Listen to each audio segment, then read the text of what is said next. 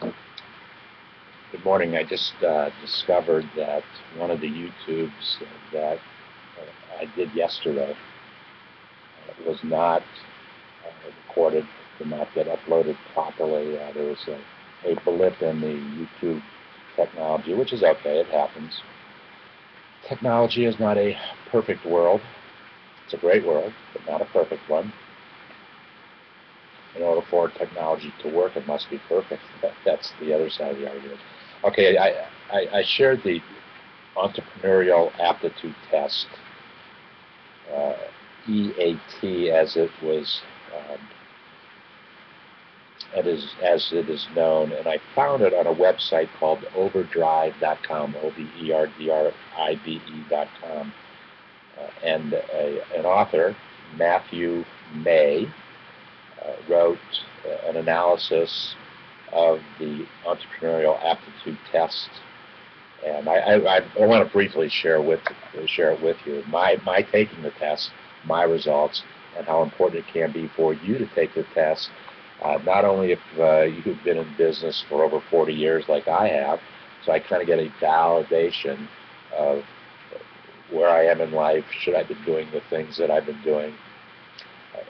But more importantly for you, it gives you a chance to self-reflect, look inside, give honest answers to the questions, and then get the analysis that the three individuals who created the Entrepreneurial Aptitude Test created. So I'm going to read to you the opening thoughts from Matthew May, share the four attitudes with you, briefly talk about the aptitude test itself. It only takes about, I think it took me 20 or 25 minutes to do, and then the results. Matthew says, do you have what it takes to become the next Howard Schultz? Howard Schultz started Starbucks Coffee, or Mark Zuckerberg. I think it was Mark Zuckerberg who started Facebook 8 years ago, created a company that in 8 short years, I'm sure they were very, very fast years for Mark, was valued at $100 billion in May, although today, when the market closed on Friday, the value of the company was diminished by 50% because the stock price or demand for the stock had diminished 50%. And the challenges of creating a $100 billion company that today has a market valuation of $50 billion and created probably the youngest billionaire at age 28 who started from zero to get to $1 billion. A new book may not only help you answer that question, but also surprise you with newfound self-awareness. Actually, it's a book, Heart, Smarts, Guts, and Luck, What It Takes to Be an Entrepreneur and Build a Great Business, is the work of a trio of accomplished entrepreneurs and advisors turned venture capitalists. Tony Tjan, Dick Harrington, and Tsun-yan Hseih. I didn't want to mispronounce their names. Interviewed hundreds of executives and business builders across the globe, including Google co-founder Sergey Brin and Zappos CEO Tony Hseih. Oh, interesting. I wonder if they're a little related. Among the many insights they discovered is that having a high degree of self-awareness may be the best marker of a successful entrepreneur, even more so than being a high IQ, than having a high IQ. Self-aware entrepreneurs and successful people in general tend to know exactly what drives them and have the flexibility to share gears. There's 4 attributes, obviously: heart, smarts, guts, and luck. A heart-dominant person kicks things off with passion and fire. She conjures up a great idea, a venture's seed or bulb, and will simply believe that the right things will happen and the bulb will grow. Chief Panisi chef Alice Waters and Starbucks CEO Howard Schultz are good examples of a heart-dominant entrepreneur. The smarts-dominant entrepreneur individual is best suited to seeing patterns faster than anybody else and providing structure, analysis, and an actionable plan. Smarts-dominant individuals can be highly successful business leaders. eBay's former chief, Meg Whitman, now the CEO of Hewlett-Packard, and Amazon's Jeff Bezos are both good examples. Jeff, as we know, has created certainly one of the 2 most impactful retail operations with Amazon.com.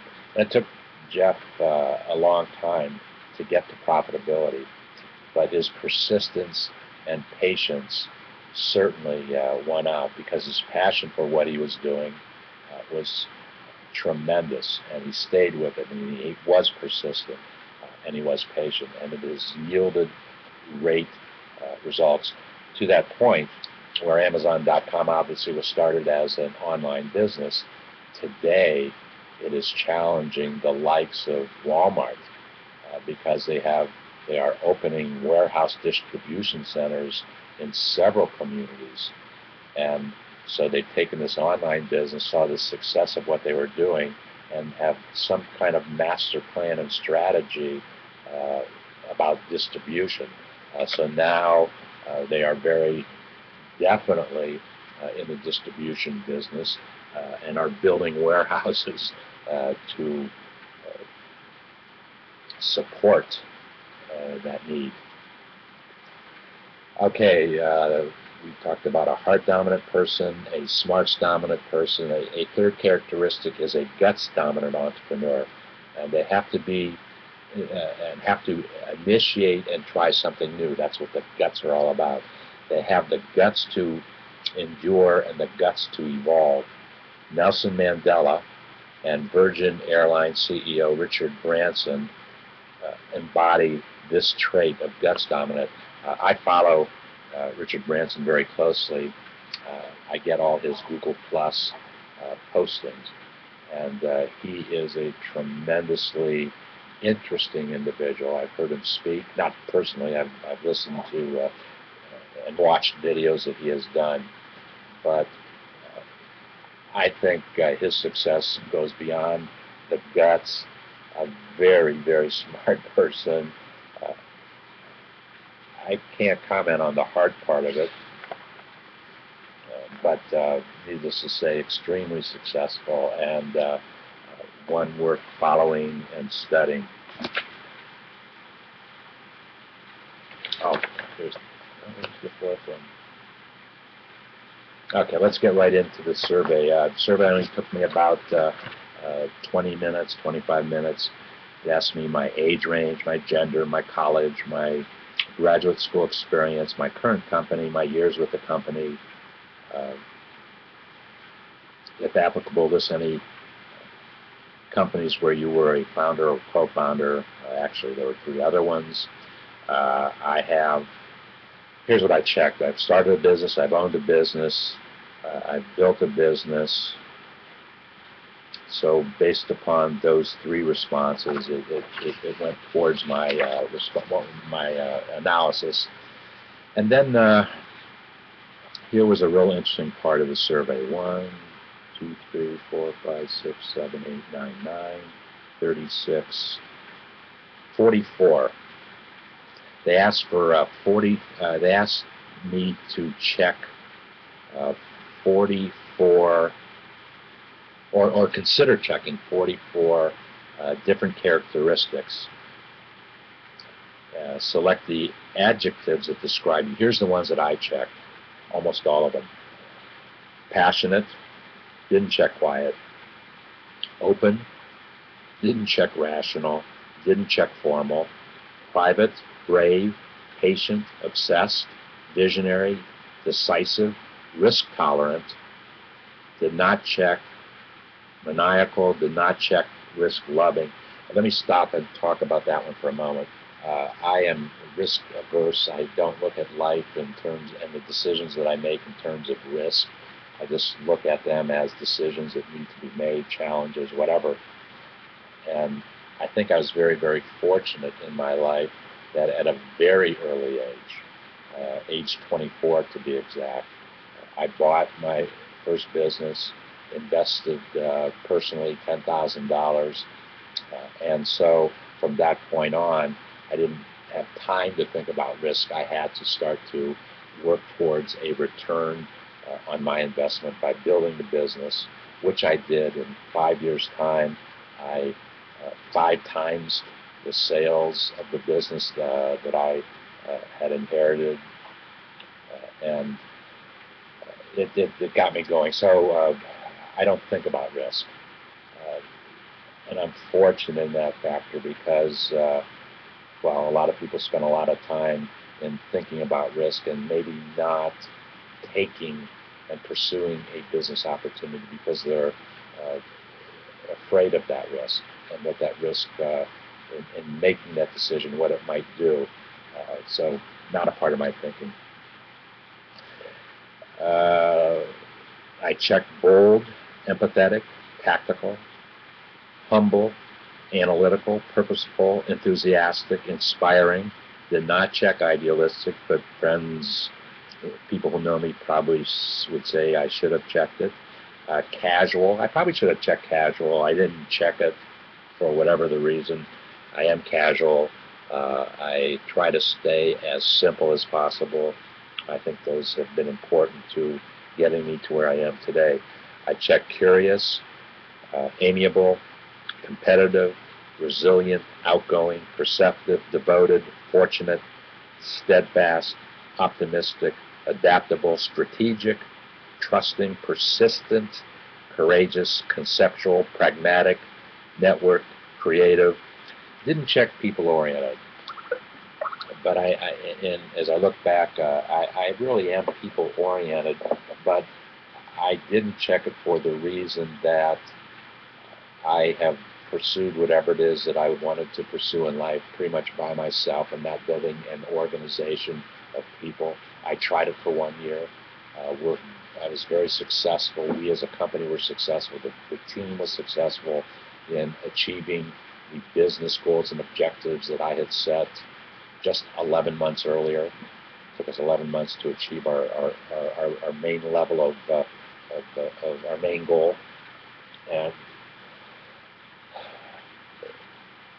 I didn't enjoy the people experience because too many people became dependent upon me for a weekly or bi-weekly paycheck, whatever it was I paid back in those days. And I was spending too much time in developing and working towards and solving the people skills part of the business. I was taking valuable time away from the things that I did best, the true value that I bring to the marketplace. So I made a decision to stop the business. Certainly the toughest business decision that I ever had to make, but looking back at that decision from 33 years ago, 21 plus 12, 33 years ago, I did absolutely, personally, make the right decision. Okay, based upon my self-awareness and my response to those, I was asked the following questions. I've been successful thanks to, and there were 1, 2, 3, 4, 5, 6, 7, 8 different decisions. I actually misinterpreted what they were trying to achieve here, and I didn't answer everything. What I did and the way they had it lined up, and maybe this was their intent, I don't know. We could talk to them, but there were two things put side by side, and I thought they initially wanted me to choose one or the other.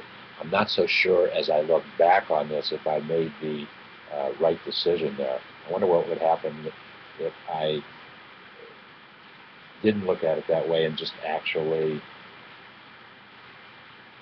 answered all the ones that were impactful. So I did that all the way through. I don't know how that skewed or did not skew the final results. Choose the statement that resonates more, and there were 1, 2, 3, 4, 5, 6, 7, 8 statements, which once again I picked one or the other, not necessarily both or not necessarily neither. My friends would be more likely to say that. There were 1, 2, 3, 4, 5, 6, 7, 8 decisions. I have been successful thanks to 1, 2, 3. Actually, there were only 6 decisions there.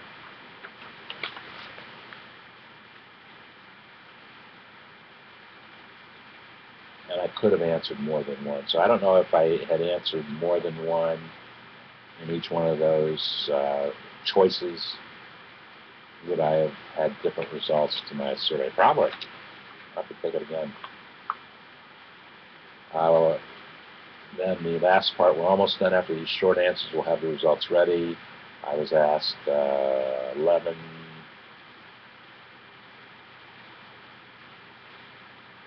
different questions, no, 13 different questions with some have multiple answers to them. Didn't take me long to do that.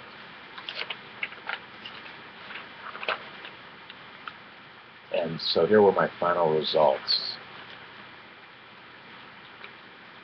Certainly, I am most a heart-dominant entrepreneur, and 31+% of my answers indicated that.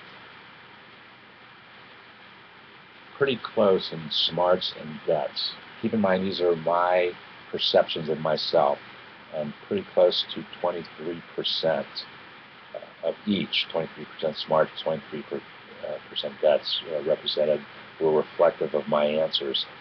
And the thing that received only a 17% response was luck. Let's talk about that. I guess I look at luck a little bit differently. I really feel that I'm the luckiest guy alive. There's been 4 times in my life where, from a personal perspective, my life could have ended because of 4 events, but a force much greater than myself decided that it was not time yet. So from that perspective, I certainly was very lucky, but I had somebody very, very powerful watching me, protecting me, and so I have been lucky. But the business part of luck, I think people create their luck by pursuing the opportunities that are presented. And you heard me say in some of my earlier discussions about should you start a business, what characteristics do you have, based upon a list that I made several weeks before I actually took this test. As a matter of fact, I found this test as I was putting my 200+ small business keywords together. And then I'll finally read what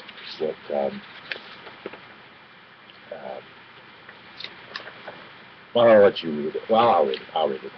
What it says about a heart-dominant entrepreneur.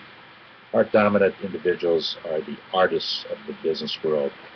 You're probably destined to be, or already are, some amalgam of founder, iconoclast, and visionary. I am a founder. I certainly am a visionary.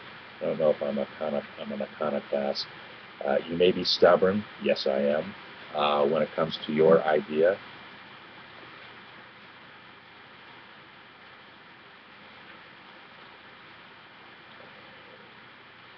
But it is because you already have the 3-act narrative bursting inside your head, and it's an authentic narrative with nuance, feeling, and reasons for all its peculiarities. You care deeply about what you are doing and can extemporaneously express your vision to anyone who listens. Certainly, I would say that about myself. The driving hunger is to translate that passion. There's that word, use of the word passion, into reality and to make a change bigger than just your product. The journey towards achieving your goal is a rewarding experience in and of itself, and you tend to value the intrinsic, that is to say, the sense of meaningful role, as much as the extrinsic, or money.